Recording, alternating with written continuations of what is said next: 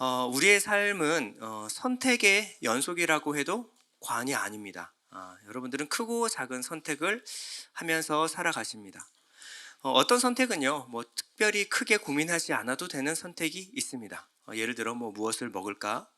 오늘 뭐 먹지? 뭐 입지? 뭐를 볼까? 뭐 이런 것들, 뭘 살까? 이런 고민들은요, 실수해도 크게 뭐 지장이 없습니다. 다음에 잘하면 됩니다. 그러나 인생에선 큰 고민들이 있어요. 그리고 큰 고민 앞에서 선택의 기로에 서는 순간이 옵니다. 예를 들어 뭐 어느 대학을 갈까? 어느 직장을 가지? 누구와 결혼해서 누구와 함께 살까? 또 어느 교회를 다닐까? 이런 중요한 선택이 있습니다. 우리 계속 기독교인들은 하나님의 음성 듣는 법 이런 것들에 대한 관심이 꽤 높은 것 같아요. 음, 하나님의 음성을 어떻게 하면 들을 수 있을까? 고민하시는 분들은 보통 큰 결정 앞에 서신 분들이 많을 거라 생각이 듭니다. 왜냐하면 뭐 무엇을 먹지? 뭐 넷플릭스에서 뭘 볼까? 이럴 때 뭐 하나님의 음성을 듣고 뭐 이런 있을 거예요. 있을 건데 저는 모든 가능성을 열고 살기로 했습니다. 있더라고요. 예. 그런데 뭐 그런 부분보다 인생에서 가장 큰 결정 앞에 섰을 때 우리가 하나님께 물어볼 때는 하나님 이 결정이 실수가 없었으면 좋겠습니다. 그리고 인생의 갈림길에 서는 거예요. 내가 이쪽으로 가고 이쪽으로 가고에 따라서 내 인생이 전혀 달라질 때 우리는 이 선택에서 굉장히 오랜 고민을 할 수밖에 없습니다. 근데 하나님의 음성을 듣는 것 여러분 잘 듣고 계십니까? 잘 들리나요? 하나님 음성이? 이게 우리 하나님 음성이 안 들리는 것은요, 우리 여러분들이 영적인 어떤 수준이 아직 못 미쳐서가 아니고요, 어떤 뭐 대단한 전문적인 기술이 부족해서가 아닙니다. 하나님은 하나님의 음성을 그런 식으로 들려주시진 않는다라는 거예요. 하나님이 원하시는 게 뭘까요? 여러분 사람의 선택을 보면요, 사람의 선택을 보면 그 사람의 진심과 본심이 묻어나게 되어 있습니다. 그리고 그 사람의 진심과 본심이 계속 이어지게 되면 이 사람은 어떠한 선택을 할 때의 어떤 단호한 기준을 갖고 있다라고 해도 과언이 아니에요. 그렇다면 이 선택의 기준이 성숙한 사람은 성숙한 선택을 하겠죠. 선택의 기준이 미숙한 사람은 미숙한 선택을 합니다. 하나님이 원하시는 것은요, 매 순간 하나님께 물어봐서 하나님이 이래라 저래라 음성을 듣고 선택하는 노예나 종으로 여러분들을 부르시지 않으셨어요. 하나님은 여러분들을 자녀로 부르셨습니다. 아버지가 자녀에게 원하는 것은 자녀가 성숙하기를 원하는 거예요. 성숙한 자녀는 성숙한 선택을 하게 되어 있습니다. 미숙한 자녀는 미숙한 선택을 하게 되어 있어요. 그러므로 하나님의 음성을 듣는 것보다 중요한 것은 무엇이냐면 여러분들의 신앙이 성숙하는 것입니다. 하나님을 올바로 알고 성숙한 신앙을 가지게 되면요, 여러분들이 생각하고 마음에 뜻하는 것이 성숙한 선택으로 이어지게 되어 있습니다. 하나님이 원하시는 것은 여러분들이 성숙해서 성숙하게 선택하기를 원하시는 거예요. 오늘 본문은 어떤 선택함에 있어서 다른 본심과 다른 진심을 가지고 다른 선택의 기준을 가지고 그 선택을 한 두 사람에 대해서 이야기가 나오고 있습니다. 아브람과 조카 롯에 관한 이야기인데요, 여러분들이 먼저 아셔야 될 것은 이 두 사람이 한 사람은 그리스도인이고 한 사람은 비그리스도인이 아니었다라는 것입니다. 둘 다 그리스도인이었어요. 둘 다 하나님을 예배하고 하나님의 약속의 말씀을 믿고 갈대아 우르에서 여기까지 1300km라는 긴 여정을 함께 해온 가족이었습니다. 그런데 인생의 중요한 순간 한 사람은 미숙한 선택을 하고 한 사람은 성숙한 선택을 합니다. 서로 다른 선택을 했고 다른 걸음을 걷게 되었습니다. 그리고 다른 곳에 이르게 되었고 다른 삶을 살게 되었습니다. 이 둘은 원래는 같은 길을 가던 한 가족이었어요. 그런데 왜 이 둘은 이제 갈라서게 되었을까요? 아브라함의 늘어난 이 재산 때문에 이 문제가 발생하게 되었습니다. 오늘 본문 바로 전 12장에 가보면 아브라함은 가나안의 기근을 피하여 애굽으로 도망가게 돼요. 근데 애굽에 이르렀을 때 자기 아내가 자기 눈에 보기에는 너무 아름다워 보였던 거죠. 그래서 아내에게 이제부터는 나를 남편이라 부르지 말고 오빠라고 불러라, 오빠라고 불러다오 라고 하고 이것을 서로 약속을 하고 애굽에 들어갔어요. 아니나 다를까 애굽의 바로 왕이 사라를 보고 한눈에 반해버린 거예요. 그리고 아브라함에게 수많은 가축과 재물을 주어서 사라와 장가를 갑니다. 아브라함은요, 그 모든 재산을 받고 사라를 시집 보내요. 서로 잘 살자. 이렇게 서로 합의를 하고 잘 사는 도중에 하나님이 애굽에 재앙을 내려버리십니다. 그랬더니 바로가 정신을 차렸어요. 아브라함이 아니라 바로가 정신을 차리고 아브라함에게 다가옵니다. 네가 나한테 무슨 짓을 한 것이냐? 그리고 나서 사라와 함께 자기가 줬던 수많은 재물과 가축들을 같이 보냅니다. 이제부터 아브라함은 부자가 되었습니다. 아브라함이 가진 이 부는요, 복이 아니었어요. 부끄러운 것이었습니다. 거절할 수도 있었어요. 그러나 아브라함은 그러지 않았습니다. 그리고 나서 이 수많은 재물과 가축이 오늘의 갈등의 발단이 됩니다. 오늘 5절에서 7절을 보면요, 아브라함의 일행 롯도 양과 소와 장막이 있으므로 그 땅이 그들이 동거하기에 넉넉하지 못하였으니 이는 그들의 소유가 많아서 동거할 수 없었음이니라. 그러므로 아브라함의 가축의 목자와 롯의 가축의 목자가 서로 다투고 또 가나안 사람과 브리스 사람도 그 땅에 거주하였는지라. 지금 이 모든 재산들은 다 어디서부터 온 거냐면요, 아브라함이 애굽에서부터 선물 받은 겁니다. 그리고 그 두 때를 나누어서 아브라함과 롯이 함께 관리하고 있었던 거죠. 그러면 롯의 재산은 누구의 거죠? 네, 아브라함으로부터 받은 것입니다. 롯이 무언가 일을 해서 번 게 아니라 아브라함으로부터 받은 재물들이에요. 그러면 이 롯의 목자와 아브라함의 목자가 다툴 때 롯은 어떻게 얘기해야 맞습니까? 자신의 목자들에게 이렇게 말해야 맞습니다. 어떻게 큰아버지의 목자와 너희들이 다툴 생각을 하냐? 이 모든 재산은 다 큰아버지로부터 온 것인데 당연히 큰아버지에게 양보하는 게 당연하지 않냐? 이렇게 말해야 되는데 롯은 그러지 않았어요. 이 롯은요, 아브라함에게는 아들과 같은 존재였고 또 아브라함은 롯에게 큰아버지를 넘어서 아버지와 같은 존재였습니다. 여러분도 혹시 이제 자녀가 없는 상태에서 조카를 본 경험이 있으십니까?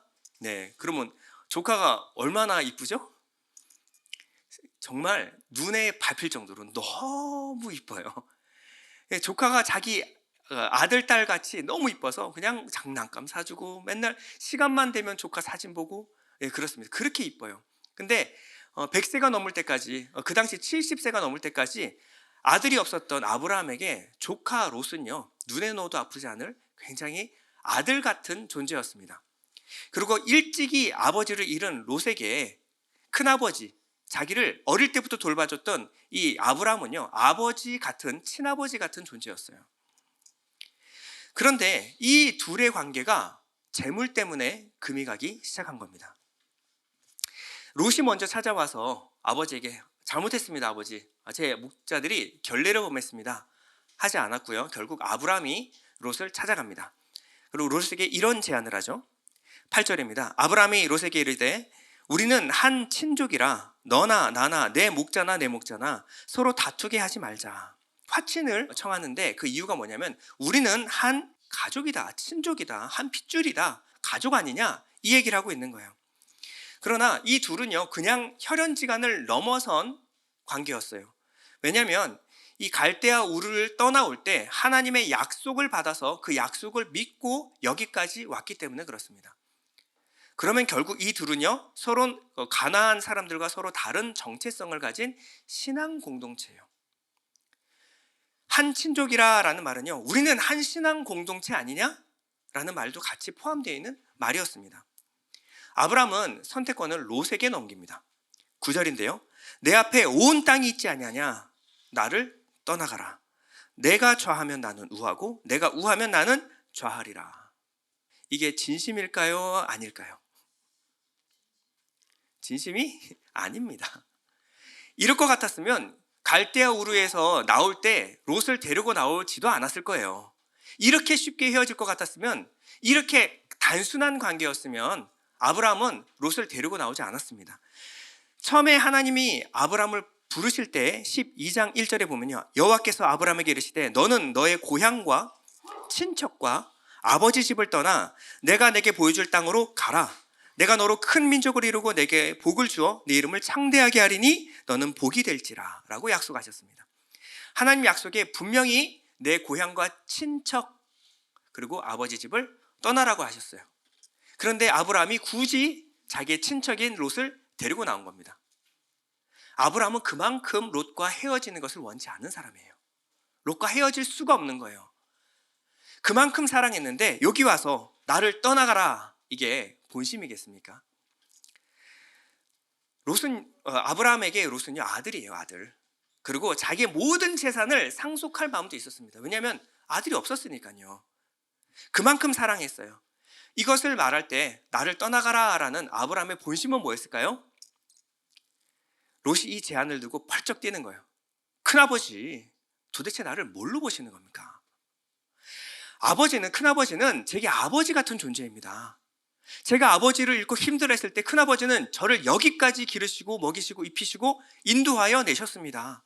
게다가 큰아버지는 하나님께 큰 복을 받으신 분 아닙니까? 이깟 재물들이 나에게 무슨 소용이 있습니까? 저는 큰아버지와 큰아버지의 하나님을 쫓아 함께 살아가겠습니다. 이러한 대답을 기대했을 거예요. 사랑 가득한 눈으로 기대하는 마음으로 롯을 바라봤을 거예요. 근데 롯의 생각은 달랐습니다. 자, 롯의 생각을 한번 볼까요? 13장 10절인데요. 다 같이 읽어보겠습니다. 시작. 이에 롯이 눈을 들어 요단 지역을 바라본즉 수알까지 온 땅에 물이 넉넉하니. 롯은요, 기다렸다는 듯이 이에 아브라함의 말이 떨어지기가 무섭게 눈을 들어서 요단 지역을 크게 바라봅니다. 그랬더니 요단부터 소알까지 온 땅에 물이 가득하니. 자, 롯은 무엇을 봤냐면 물을 봤어요. 물의 넉넉함을 보았습니다. 무슨 말이죠? 가능성이에요. 가능성. 그 땅의 가능성에 집중하고 있었습니다. 롯은 이렇게 생각했을 것 같아요. 내가 아무리 열심히 살아봤자 큰아버지 밑에 그 그늘에 있을 때는 나는 결국 2인자에 불과한 사람이야. 그런데 저 땅을 봐라. 저 땅은 가능성이 넘쳐난다. 이제 이거는 내 인생에 날개를 달 수 있는 절호의 기회야. 이렇게 생각을 했던 것 같아요. 롯은 아브라함과 함께 애굽에 내려갔던 적이 있습니다. 이 애굽에 내려갔을 때는요, 아브라함에게 약속하셨다는 그 가나안 땅과는 비교할 수 없는 풍요로운 땅, 풍요로움이 눈앞에 펼쳐졌습니다. 나일강의 잦은 범람으로 인해서 물이 넘쳐났고요, 풍요로운 삼각지 지역을 이루고 있었습니다. 이 풍요를 근간으로 해서 이 도시들은 지금도 봤을 때 믿어지지 않을 정도로 고도로 발달한 도시였어요. 그리고 바로의 궁궐은요, 풍요로움의 절정의 모습을 보여줬어요. 롯은 그것을 봤습니다.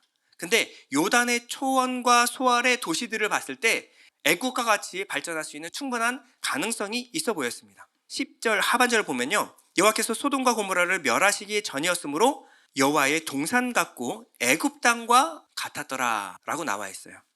자, 근데 성경은요, 그냥 애굽 땅과 같았더라 라고 나와 있지 않고요, 여호와의 동산 같고 애굽 땅과 같았더라 라고 표현하고 있습니다. 자, 이게 누구 눈에 그렇게 보였다라는 거죠? 예, 롯의 눈에 그렇게 보였다라는 거예요. 짧게 기록하고 있지만 롯의 신앙의 수준을 보여주는 한 구절입니다. 소돔과 고모라라고 하는 것은 하나님의 임재가 거하지 않는 곳입니다. 근데 이것을 무엇으로 봤냐면 여호와의 동산, 하나님의 나라처럼 보였다라는 거예요. 그럼 롯이 믿고 있었던 하나님은 어떤 분이었어요? 풍요로움, 여호와를 믿고 따르면 풍요와 다산, 이런 것들을 허락해주는 풍요의 신이다 라고 믿었더라는 거예요. 그러니까 풍요가 있으면 여호와의 동산 같고, 여호와의 동산이면 당연히 풍요로워야지. 이게 롯의 신앙이었더라는 거예요. 하나님의 임재가 있는 하나님의 동산과 하나님의 임재를 무시하는 이 소돔과 고모라 땅은 전혀 같을 수가 없어요. 같이 공존할 수가 없습니다. 근데 하늘의 복과 땅의 복을 구별하지 못하는 롯의 신앙을 보여주는 것이 바로 이 한 절이라는 거예요. 어떻습니까? 많은 사람들이 하나님을 믿으면 어떻게 된다라고 믿죠? 돈 많고 잘 산다라고 믿는 분들이 아직도 계시는 것 같아요. 잘못 오해하고 있는 것입니다. 이것이 번영의 신학이고 이것이 기복 신앙입니다. 이 롯은요, 하나님을 오해하고 있었습니다. 13장 13절에 보면요, 성경은 소돔 땅을 이렇게 묘사하고 있습니다. 소돔 사람은 여호와 앞에 악하며 큰 죄인이었더라 라고 말하고 있어요. 우리가 이 사건을 주목해 봐야 되는 이유가 바로 이것입니다. 똑같은 상황인데 전혀 다르게 보일 수 있다는 거예요.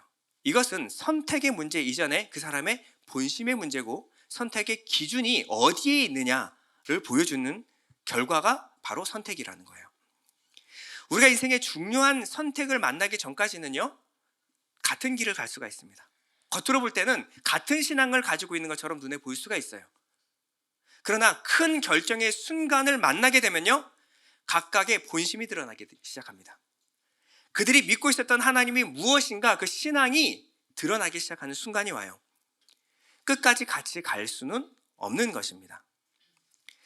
그 사람의 선택은 그 사람의 기준을 말해주고, 그 기준이 바로 그 사람의 신앙이라는 거예요. 그 신앙이 그 사람의 정체성, 그 사람은 무엇을 향해 가고 있는가를 보여주는, 판가름할 수 있는 기준이 될 수 있습니다. 롯은 물이 넉넉한 요단 지역을 보고, 그리고 택하고 떠나 그곳에서 살기 시작합니다. 자, 11절인데요. 그러므로 롯이 요단 온 지역을 택하고 동으로 옮기니 그들이 서로 떠난지라.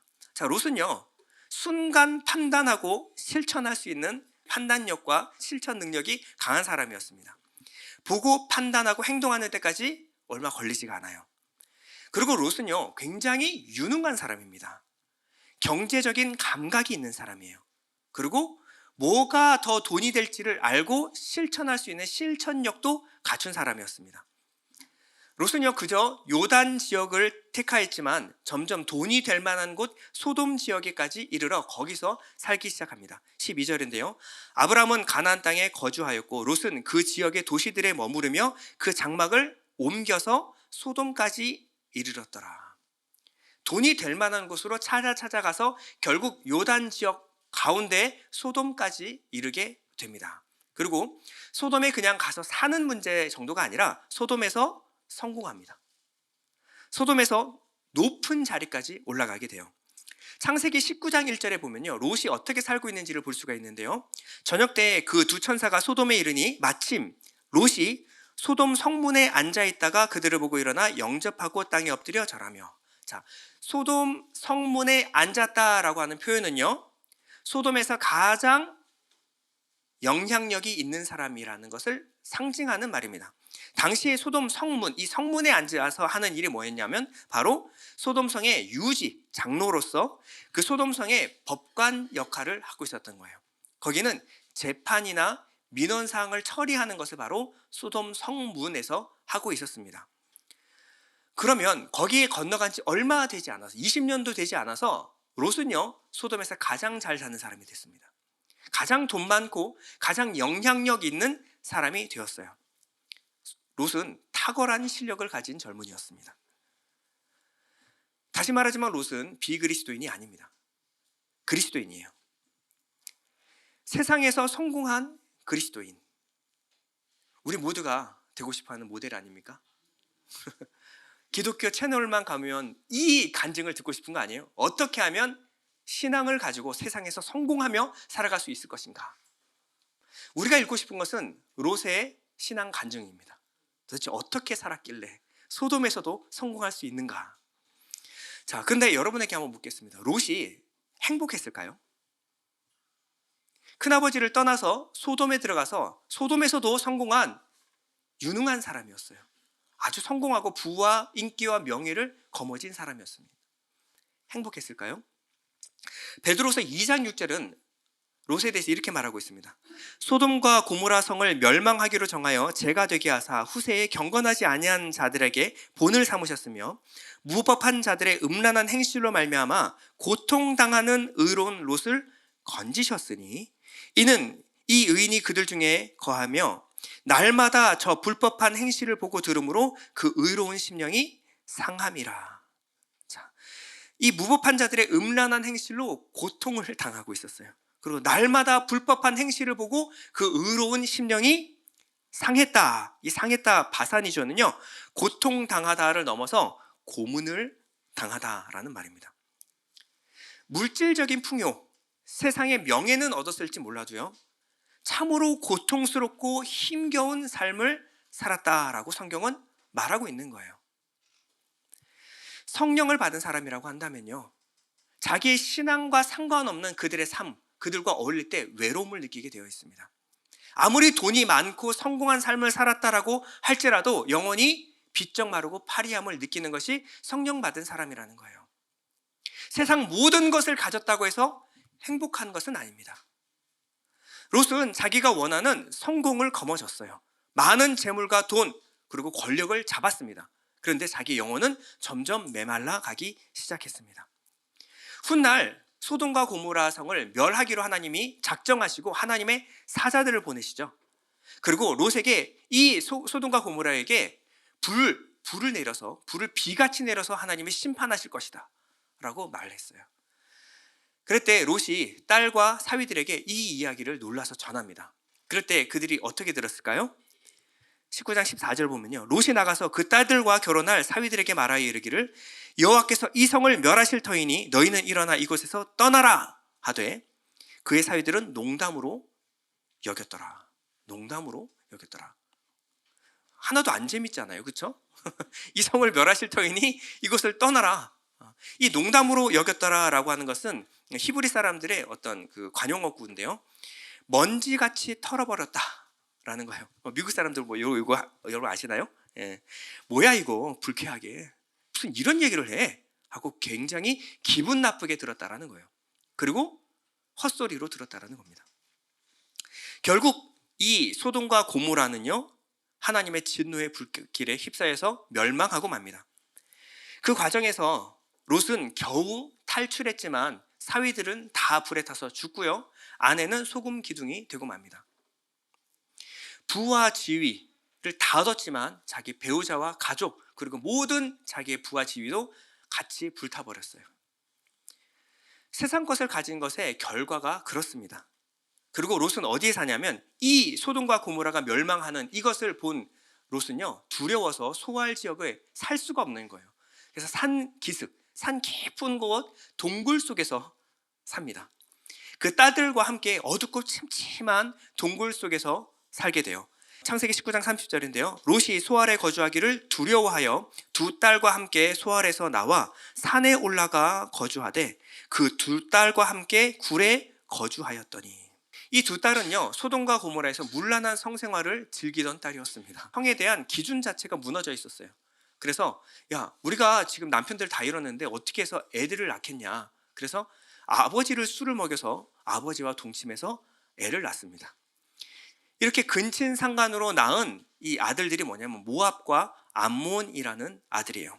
모압과 암몬. 이런 성경을 조금이라도 읽어보신 분이라면 이 이미지가 어떤 건지 아실 겁니다. 이스라엘을 괴롭히던 이스라엘의 대적들이에요. 결국 롯은요, 아브람을 떠나서 이스라엘의 대적의 조상이 되었습니다. 여러분, 눈에는 좋아 보일지 몰라도, 당장에는 성공한 인생인 것처럼 보일지 몰라도요, 후대의 여러분들을 어떻게 기억하는가는 전혀 다를 수가 있다라는 거예요. 그러면 아들 같은 롯을 떠나보낸 아브람은 어떤 선택을 했을까요? 아브람은 마음이 찢어지는 듯 아팠습니다. 아들 같은 롯이 그렇게 자기를 초계같이 버리고 등을 돌릴 줄은 상상도 못했을 거예요. 여기까지 아들처럼 기르고 여기까지 인도하여서 먹이고 입히고 내가 키웠는데, 아니 저렇게 떠날 수가 있을까? 아브람은 마음이 너무 아팠을 거예요. 롯이 떠나자 하나님이 아브람을 찾아오셨습니다. 14절인데요. 롯이 아브람을 떠난 후에 여호와께서 아브람에게 이르시되, 우리는 때론 이별의 아픔을 경험합니다. 사실 돈 잃는 거요, 가슴 아프죠, 힘들죠. 그러나 다시 일어날 수 있지만 사람이 떠나간 후에 오는 이 배신감과 그리고 이별의 상처는요, 정말 오래갑니다. 너무 마음이 아파요. 당시에는 하늘이 무너지는 것 같고요, 총 맞은 것처럼 가슴이 너무 아플 수도 있지만 그러나 하나님은 그 아픔을 통해서도 새 일을 행하십니다. 그러니까 너무 낙심하거나 좌절할 게 아니에요. 그렇다고 뭐 오늘 돌아가서 이제 남편과 헤어져야겠다 뭐 이런 용기를 내지 마시고 그런 얘기가 아니라 여러분 인생에서 어렵고 힘든 순간이 있어도 그것이 하나님의 여시는 새로운 길일 수 있다라는 겁니다. 14절에 보면요, 롯이 아브라함을 떠난 후에 여호와께서 아브라함에게 이르시되 너는 눈을 들어 너 있는 곳에서 북쪽과 남쪽 그리고 동쪽과 서쪽을 바라보라 라고 말씀하십니다. 자, 이거는요 명령어가 아니에요. 원어로 보게 되면요 불변화사 나를 쓰는데요, 이건 뭐냐면 위로와 권면의 말씀입니다. 눈을 들어 바라보라 이게 아니라 영어에는 chin up이라는 게 있어요. 고개 들어, 그리고 기운내라, 힘내. 하나님은 외로운 아브라함에게, 상처받은 아브라함에게 찾아서 등을 토닥토닥하면서 위로해주고 계시는 거예요. 하나님 어떤 분이십니까? 여러분들이 가슴 아프고 힘든 그 순간에 하나님은 반드시 여러분들을 찾아오십니다.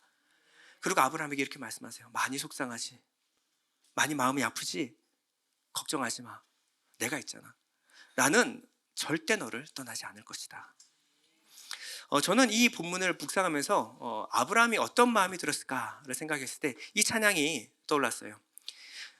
주 나의 모습 보내 상한 나의 마음 보시네. 이 찬양 아시나요?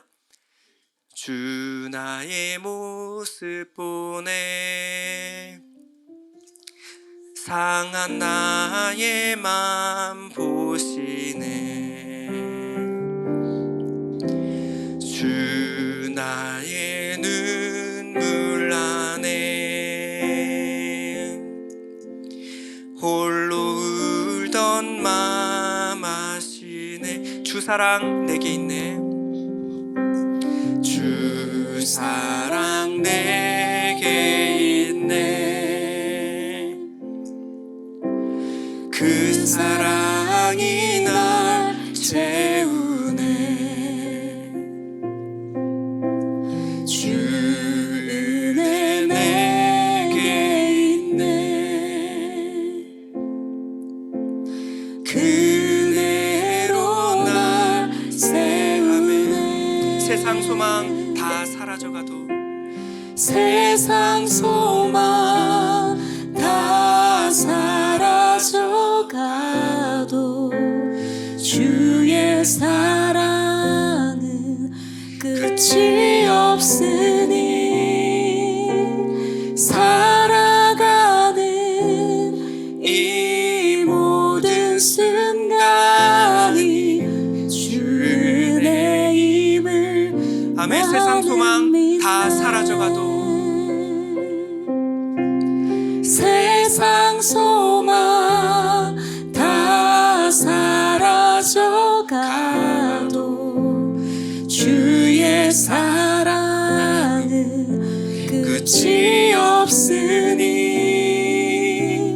살아가는 이 모든 순간이 주 은혜임을 나는 믿네. 하나님은 아브라함의 마음을 그저 위로하시는 것이 아니라 아브라함에게 큰 약속, 선물 같은 약속을 해주십니다. 14절 하반절부터 보면요, 여러분 한번 읽어볼게요. 시작. 너는 눈을 들어 너 있는 곳에서 북쪽과 남쪽 그리고 동쪽과 서쪽을 바라보라. 보이는 땅을 내가 너와 내 자손에게 주리니 영원히 이르리라.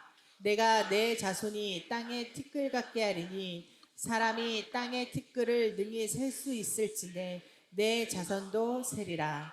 네, 여러분 이건 로또입니다. 로또 맞은 거예요. 보이는 땅을 북남동서, 그러니까 앞에 보이는 땅이 아니라 360도 내가 다 너에게 주겠다.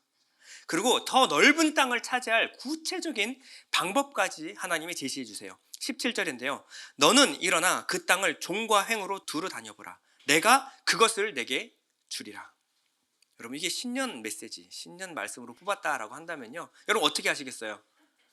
가급적 빠른 거, 빨리 달릴 수 있는 것을 타시고 최대한 멀리 여기저기를 두루 다니면서 이 땅도 주시고 이 땅도 주시고, 여러분 이래야 되지 않겠습니까? 아브라함이 먼저 요구한 게 아니에요. 하나님이 주신다 그랬습니다. 그리고 아브라함 욕심 하나도 안 냈는데 하나님이 선물과 같이 약속을 해주셨어요. 그러면 믿고 땅을 차지해야 되지 않겠습니까? 그리고 최대한 많은 땅을 차지할 수 있도록 정말 부지런히 돌아다녀야 합니다. 근데 아브라함은 이상한 행동을 합니다. 우리가 예상하는 대로 했다면 정말 아침에 정말 정신없이 뛰어다녔어야 되는데 아브라함은 전혀 예상하지 않은 행동을 지금 하고 있어요. 18절에 보면요. 이에 아브라함이 장막을 옮겨, 자, 여기까지는 맞아요. 그런데 헤브론에 있는 마므레 상수리 수풀에 이르러 거주하며. 지금 제대로 들은 게 맞을까요? 지금 하나님 말씀을 듣자마자 이에 움직였어요. 그런데 어디로 가요? 헤브론에 있는 마므레 상수리 수풀에 이르러 거기에 그냥 거주합니다. 돌아다니질 않아요. 거주해요. 우리가 이제 지역을 잘 모르니까 그래 거기가 제일 좋은 땅인가 보다, 노른자인가 보다 생각할 수 있는데요. 헤브론은요 해발 1000m 높이에 이르는 가나안에서 가장 높은 지대입니다. 자, 여러분 헤브론이 어딘지 찍어보세요. 산 꼭대기입니다. 헤브론 산지예요. 산지. 해발 1000m는요 농사는커녕 목축업도 힘듭니다. 산소가요 충분치가 않아요. 이곳에 아브라함은 직진해서 갑니다. 아무 쓸모도 없고요. 그리고 아무도 탐내지 않는 땅.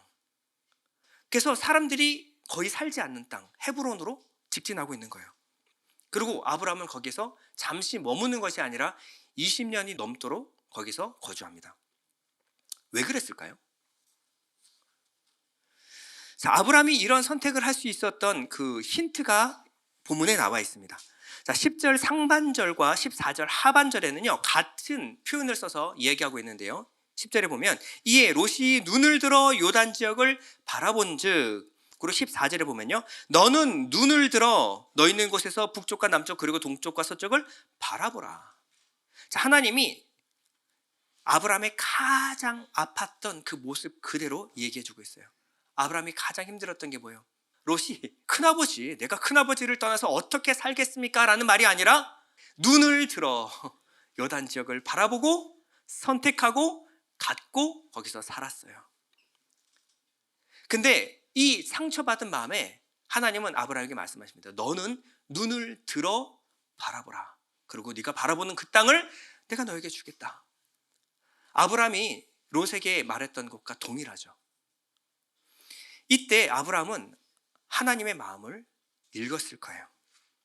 눈을 들어 바라보라. 내가 보는 땅을 내게 주리라. 롯은 아브라함을 선택하지 않았어요. 지금까지 기르고 인도하여 내고 아버지와 같이 사랑을 퍼부어 줬는데 롯은 초계같이 떠나버렸습니다. 그러나 아브라함은 하나님을 선택합니다. 지금까지 여기까지 인도하여 내신 하나님, 하나님은 아브라함을 아들같이 사랑하여 주셨습니다. 아브라함은 하나님께 이렇게 고백합니다. 하나님, 다른 것 다 필요 없습니다. 하나님이면 됩니다. 이 헤브론이라고 하는 산지는요 가나안 지역에서 가장 높은 곳, 그래서 사람들에게 어떻게 알려졌냐면 하늘과 맞닿아 있는 땅, 하늘과 가장 높은 곳이 바로 헤브론이었습니다. 아브라함은 사람도 필요 없고 땅도 필요 없습니다. 기회도 가능성 다 필요 없습니다. 전 하나님만 있으면 됩니다. 18절 하반절에 보면요 이 아브라함이 장막을 옮겨 헤브론에 있는 마므레 상수리 수풀에 이르러 거주하며 거기서 여호와를 위하여 제단을 쌓았더라. 아브라함은 75세에서 100살 때까지 거의 25년 가까이 뭘 했냐면요 하나님을 예배하고 살았습니다. 사람도 거의 살지 않는 헤브론 땅에서 하나님을 예배하던 아브라함을 사람들은 한 사람씩 두 사람씩 잊어버리기 시작했어요. 아브라함? 한 25년 전에 그런 사람이 있었다는 것은 들었지만 저 산에 올라간 뒤로 소식이 들려오지 않아요. 그저 요 정도였을 거예요.